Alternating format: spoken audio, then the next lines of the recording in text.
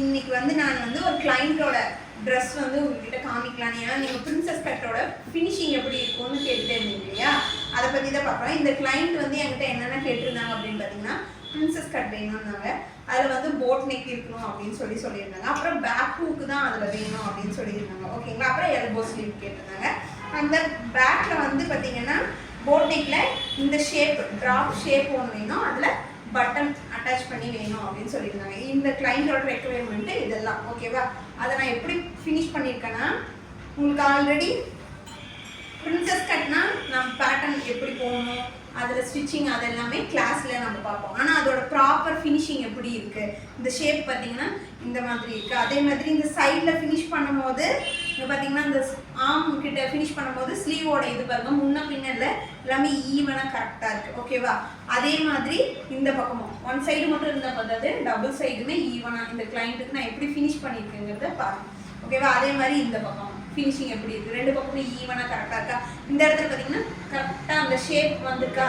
அதுக்கப்புறம் boat neck நல்லா அவங்க வைடாக கேட்டாங்க. ஷோல்டர் வந்து பார்த்தீங்கன்னா 2 இன்ச் போதும்னு சொல்லிட்டாங்க. அதனால 2 இன்ச் இது நான் ஷோல்டர் வந்து கிளைண்ட் என்ன கேட்குறாங்களோ அந்த அளவுக்கு நம்ம கொடுத்துக்கலாம். இப்போ 1 இன்ச்சோ 1.5 இன்ச்சோ இல்லை அதோட கம்மியாக இருக்கிற மாதிரி வேணுமா அதுக்கு தகுந்த மாதிரி கொடுக்கலாம். இப்போ நான் பேக் சைடு பார்த்தீங்கன்னா இந்த ட்ராப்ஸில் பட்டன் கொடுத்த மாதிரி கொடுத்துருக்கேன்.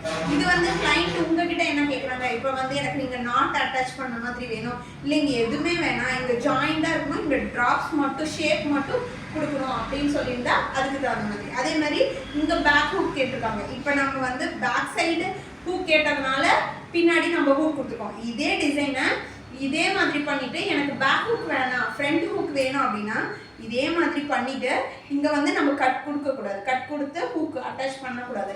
அதை அப்படியே நம்ம என்ன பண்ணணும்னா ஃப்ரண்ட்டில் கட் பண்ணி ஹூக் கொடுக்கணும். ஓகேவா. இதில் பார்த்தீங்கன்னா இந்த இடத்துல டாட் சில நீங்கள் பிக்சர்ஸ் பார்க்கும்போது தெரிஞ்சிருக்கும், இந்த இடத்துல டாட்ஸ் கொடுத்துருப்பாங்க.